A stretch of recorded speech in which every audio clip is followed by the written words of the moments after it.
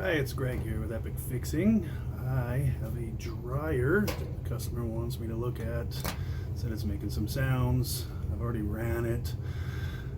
It doesn't sound too bad, but I think we're going to give it a good clean out and check all the bearings that might be inside. So we got a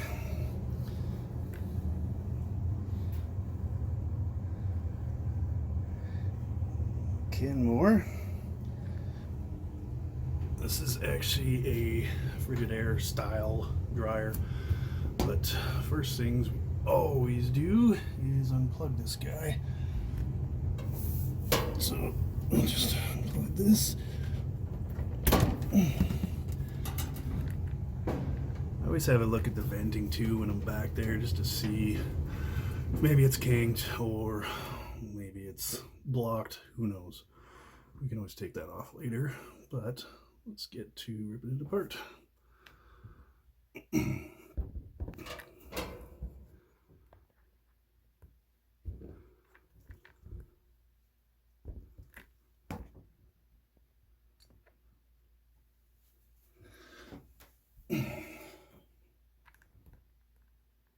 So on these guys, there is little clips just underneath here. If you look through this little crack, you can see where that clip is. So all you want to do is push in on it and lift up.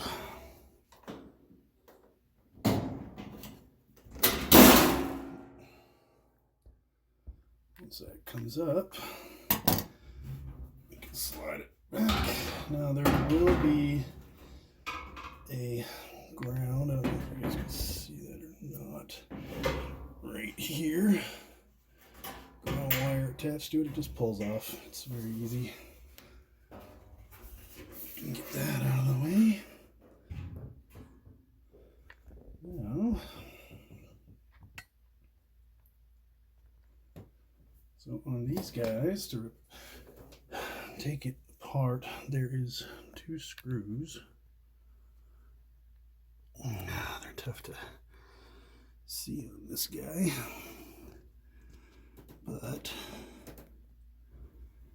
they are down right there. I don't know if you can see that or not, but right there. So one on each side.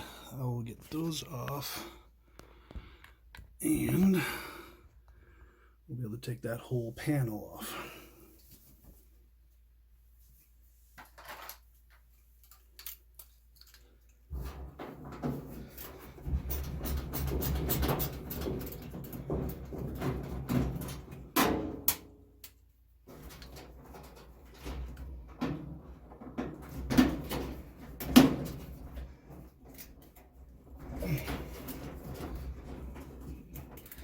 These ones are in a kind of a tight spot, so usually I use my cordless drill, but these guys are kind of tough to get in there with that guy. So now we have, I don't know if you'll be able to see that guy or not. There's a clip right here. There's, I believe, 4 on these guys, 2 on each side that hold that front panel on. So what you gotta do is pull on this front panel.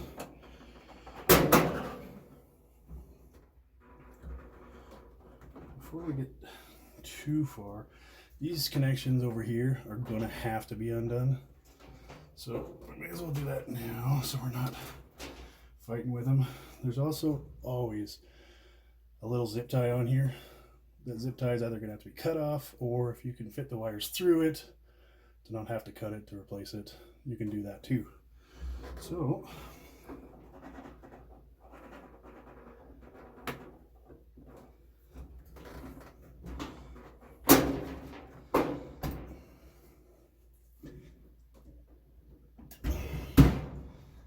they can be very sticky.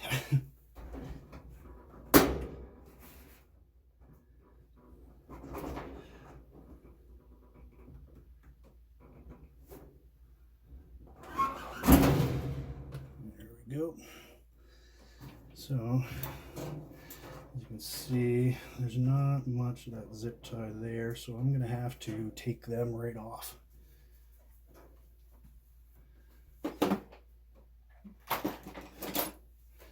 So you just cut this zip tie, and that's it. This panel will come forward. Now there's a couple clips. Maybe I'll show you after I take the panel off here. So there's a couple of clips down there that the bottom of the drum sits on these tabs right here. Those go together when you're putting it back on.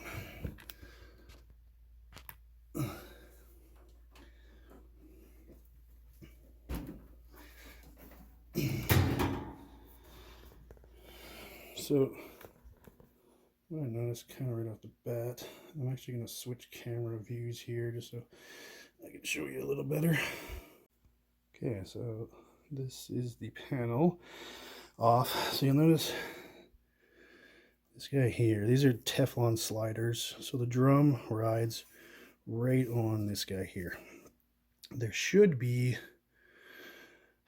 I believe, another one here and another one here. The one that sits in the middle is usually the highest guy. So it is, well, probably sitting somewhere inside that dryer bottom there.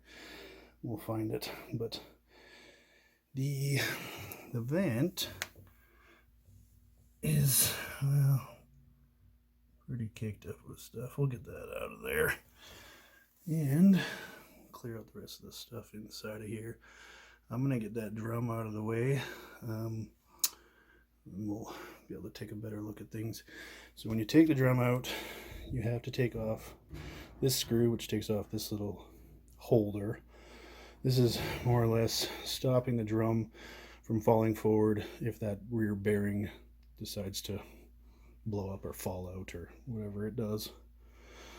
So we'll get that guy out of there, and then I'll have to take the belt off from the bottom. You can't see me take the belt off right now. Just, it's one of those spots that you have to not look at what you're doing. Just give me a minute. Alright, so I got that belt undone. Bunch of slack on that guy now. Got this front little clip out. So how you want to take these guys off is, there is a bearing in the back. It's a little cup that the drum ball sits in that cup. So you have to lift it up and out of that cup. So I'm gonna grab on the back of the drum and just lift up. It should just pop out. And then we can pull this drum and get it out of the way.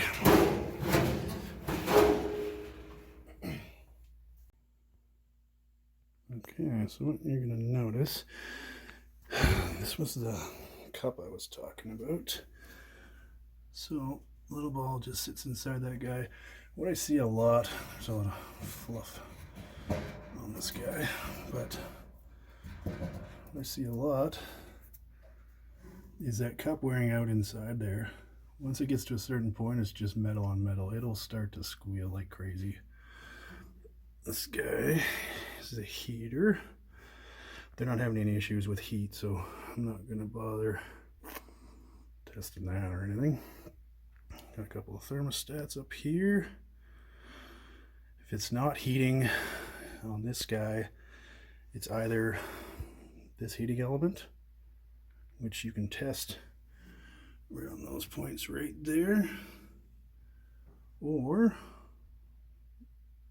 one of these thermostats. So this dryer actually isn't too bad. There's a little bit of lint in there, but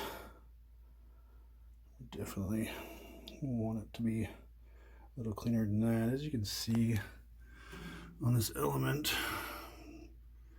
some of this lint has already burnt up.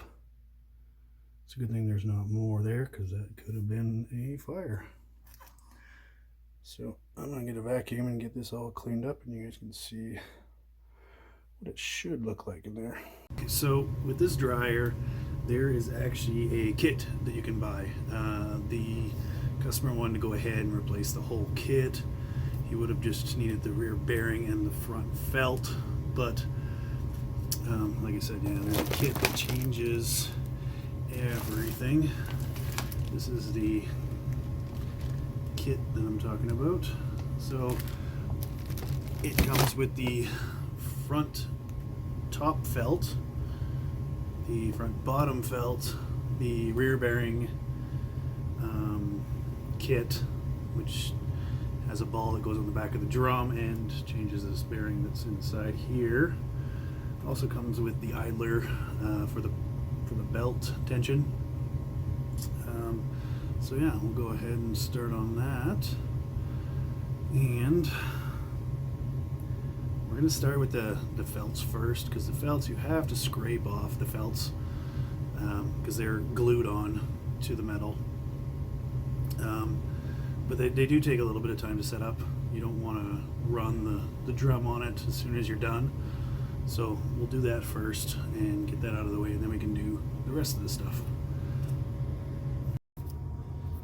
Okay, so this is the felt here that we're going to be replacing, just due to these guys being way too worn out. Sorry about that sound in the background. It's a furnace. I'm in the furnace room also. So anyway, let's get to taking this guy off. I found that scrapers are usually too wide to get in here, so I tend to try to take them off as best I can with a flat blade screwdriver. We'll see how well that works. I might have to use my knife a little bit in here.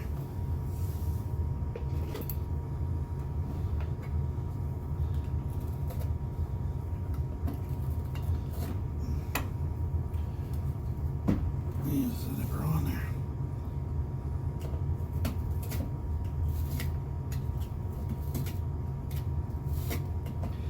There's always going to be a bunch stuck on there, and we're going to have to scrape it off afterwards, but as long as we get the bulk of it right now and just get it out of the way, we'll be alright.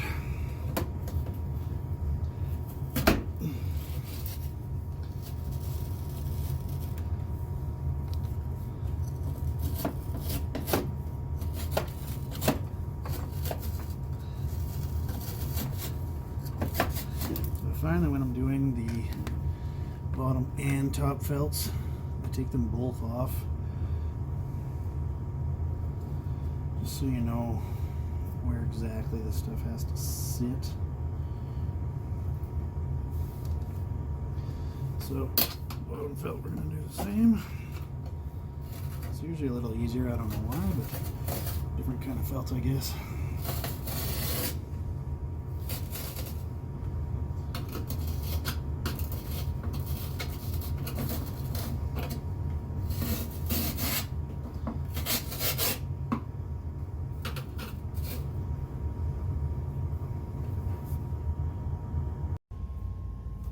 Okay, so I've taken off the idler off the back of the motor.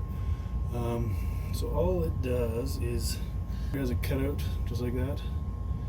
That will feed right onto this part here.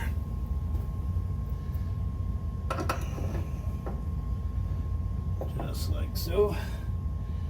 And there is a spring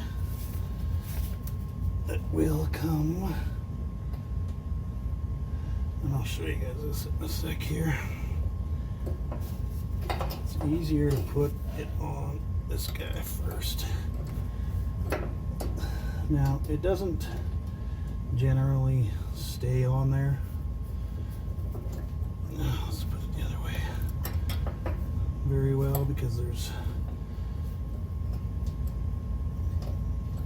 it needs to come up for that spring to hold, but since it's coming down, it falls off the holder.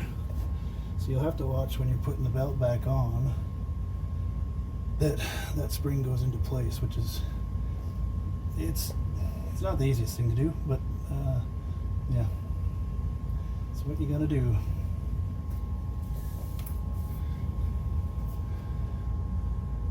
Now that's the piece there that idler sits on, and it just can come right out. I want it to obviously stay on there. The spring goes to there, and then there's another piece down here. It's right here. Can't really see it, but there's a little hook under there that it sits on. Oh, there, now you can see it right there. So when you're putting the belt on and making sure the idler's hooked up to that little hook there, or else it ain't gonna work too well. Okay, so next is that bearing there, that little cup. We're gonna have to get that guy out. There's two bolts from the front here, but you're gonna have to hold. There's a piece on the back that you'll see when you get back there that you'll have to hold from dropping down. Take those pieces off the back. This comes right through, and this is part of the rear bearing. This is the ball that actually fits in that cup, so we'll have to change that off the back of the drum also. Alright, so I'll get that bearing off there. Just undo these two bolts. Hold that back piece as soon as I get one of these guys off. Can't fall down yet because it's still being held with a bolt.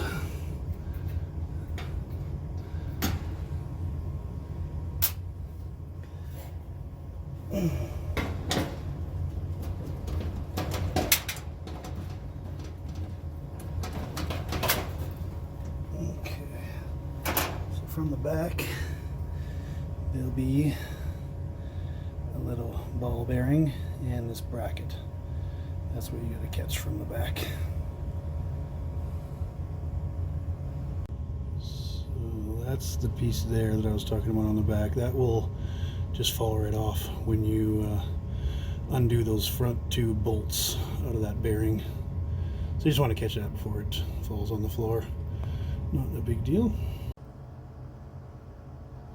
So this is the kit out of the bag here. So with that rear cup, they always send you a tube of lubricant. It's good stuff because it's high temperature stuff too, so that's what you want to use on there. Got the ball for the back of the drum, a couple bolts to hold on that cup, little ball bearing that'll sit in the back right there, and this part comes on from the front. Now I'll set this up and I'll show you before I put it on how all these pieces fit together. You can see that little ball sitting right in the center there, that cup.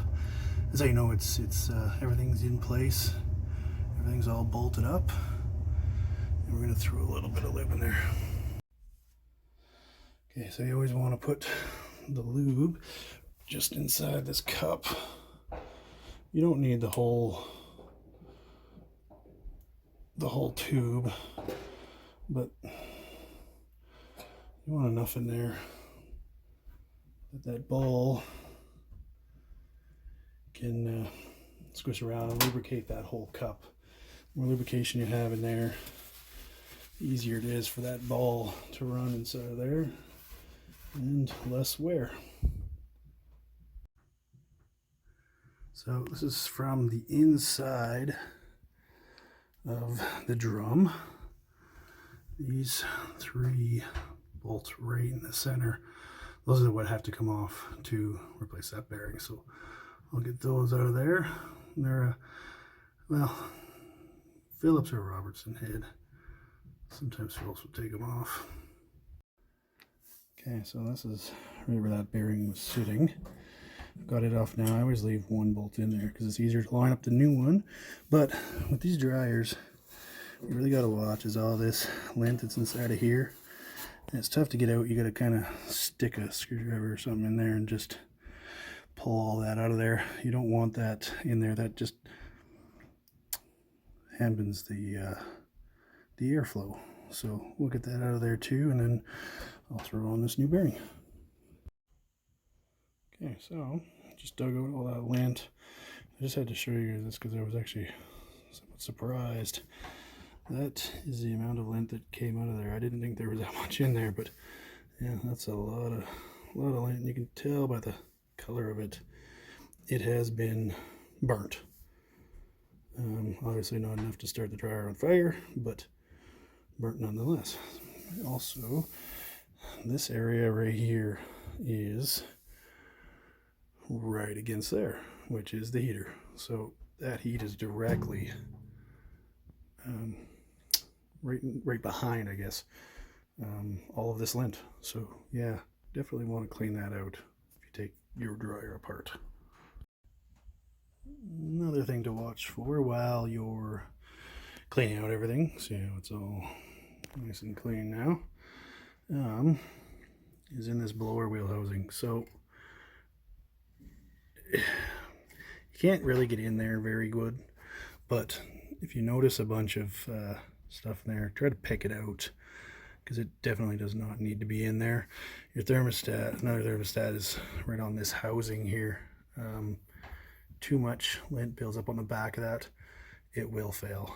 So give this guy a spin too, because usually there's a lot of lint on top of it. So bring it down and get all that lint out of there. So another little tip I wanted to give you guys a head up on, those 3 bolts for that rear bearing, they are not pre-threaded on the bearing. So running the screws, bolts, whatever the heck they are, into there is very tough.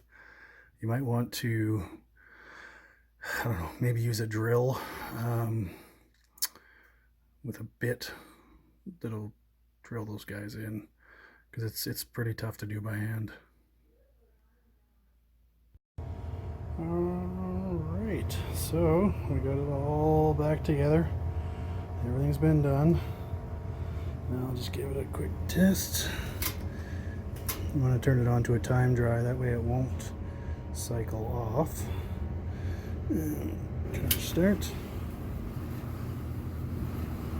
Oh, it's nice and quiet.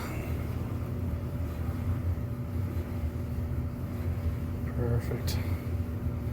So we took I took the vent off and checked it right from the back of the dryer before I slid it back in. Just wanted to see if there was anything building up inside of there. And there was a little bit of lint, but not much. But cleaning out anything is better than nothing. So, yep, job well done. Perfect.